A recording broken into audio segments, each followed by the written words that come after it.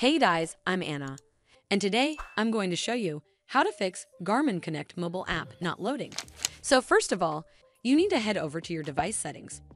From here, tap on the cellular option right over here. Once you're on this screen, you need to scroll down and search for the Garmin Connect app. And then make sure the toggle button right next to it is turned on, indicating that the app has internet access through your cellular connection.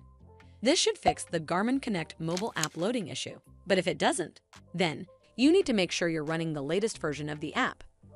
Open up App Store on your device, and then tap on this search icon in the bottom right corner. Then search for the Garmin Connect app. And if you see this update button right next to the app name, simply tap on it to make sure you're running the latest version of the app. This should fix the Garmin Connect mobile app loading issue. But if it doesn't, then you need to clear app cache. Go to your device settings and then scroll all the way down to General and tap on it. Then tap on iPhone storage. From here, search for the Garmin Connect app and then tap on it. Once you're on this screen, you need to tap on Offload app. Tap again to confirm.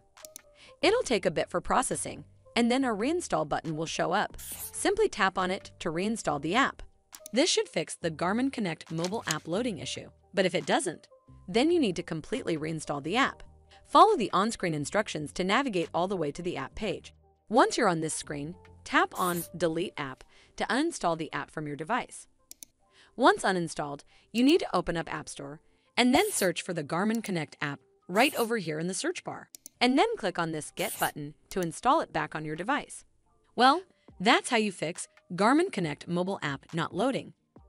I hope you found this video helpful, and if you did, make sure you give it a thumbs up to see more videos like this, and don't forget to hit that subscribe button. We'll see you in the next one.